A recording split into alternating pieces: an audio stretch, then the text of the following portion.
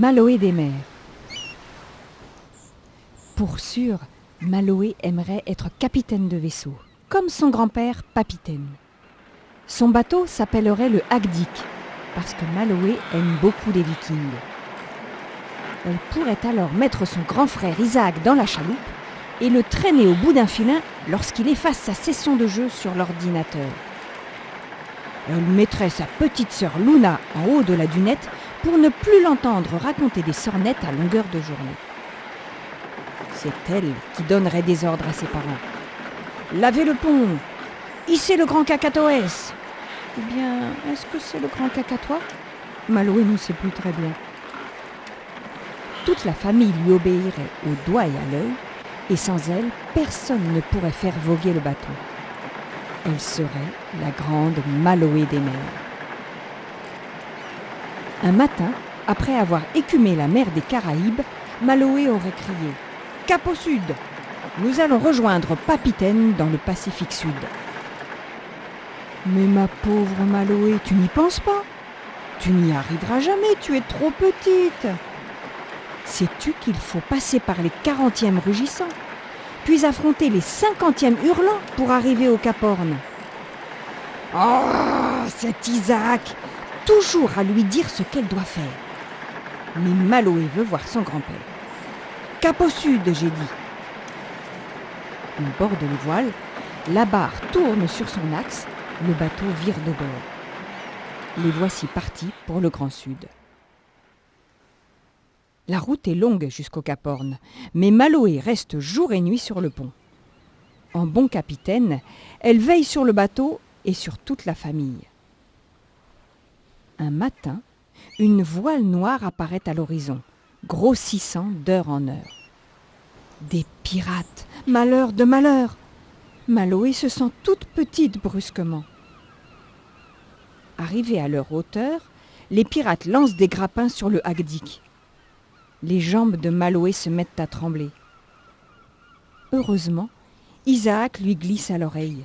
« Ne t'inquiète pas, petite sœur, je m'en charge. » Bravant les pirates, leurs regards noirs, leurs jambes de bois et leurs sabres affûtés, Isaac s'avance vaillamment. « Que voulez-vous ? » ?»« Votre bateau. Nous vous laissons le nôtre en échange. » Les pirates ricanent en se jetant des regards en coin. Le sang de Maloé ne fait qu'un tour. Laisser son bateau ? Mais c'est le bateau de sa famille ? Ça jamais ! Et qu'a-t-il donc, votre bateau, pour que vous vouliez l'échanger ? Questionne Isaac. Silence. Les pirates n'osent rien dire. D'une écoutille sort alors la tête hirsute d'un mousse. « Bah, il est troué. Il y a plein d'eau au fond. » Les pirates sont furieux contre le mousse qui a dévoilé leur secret. « Et si je vous le répare, vous le gardez ?» Le capitaine des pirates dodeline de la tête. « Faut voir. » Ni une ni deux, Isaac va chercher sa boîte à outils et s'enfonce dans la cale du bateau pirate. Les heures passent. On entend de grands coups de marteau et des « oui !» des « splash !» des « poc-poc !» des « ding-ding !» Le soleil se couche quand Isaac ressort enfin.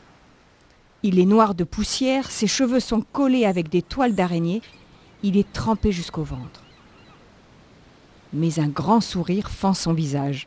« Ça y est, c'est réparé, il n'y a plus qu'à écoper. » Les pirates sautent de joie. En moins de temps qu'il ne faut pour le dire, ils remercient Isaac et s'éloignent du Agdik à toute voile. Ouf, ils l'ont échappé belle. Mais le Grand Sud est encore loin, et Papitaine les attend. Maloé fait reprendre la route à tout l'équipage. Les jours succèdent aux jours, les semaines aux semaines. Les chaleurs des tropiques ne sont plus qu'un souvenir. Il fait froid, il pleut. Maloé doute. Va-t-elle réussir à franchir le Cap Horn, celui que tout marin doit avoir franchi une fois dans sa vie ? Tout l'équipage est découragé, fatigué, transi de froid. Tous ?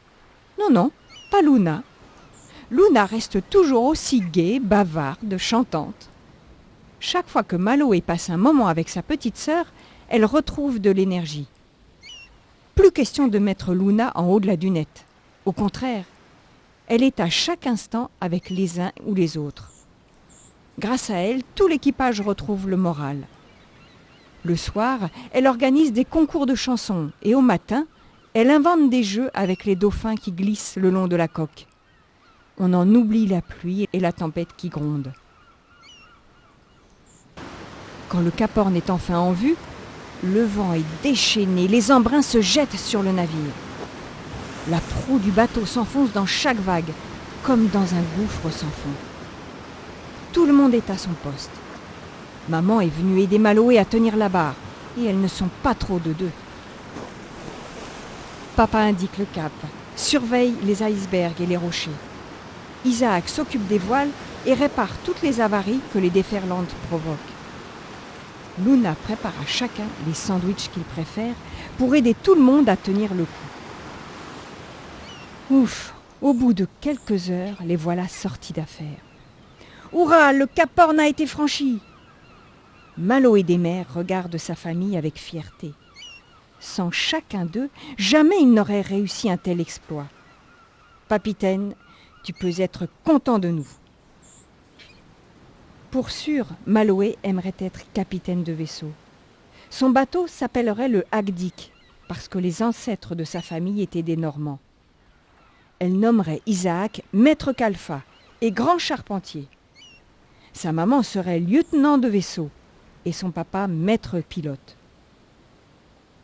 Quant à Luna, elle recevrait la charge de troubadour du bâtiment. Avec un tel équipage, c'est sûr, il pourrait faire le tour du monde et retrouver Papitaine.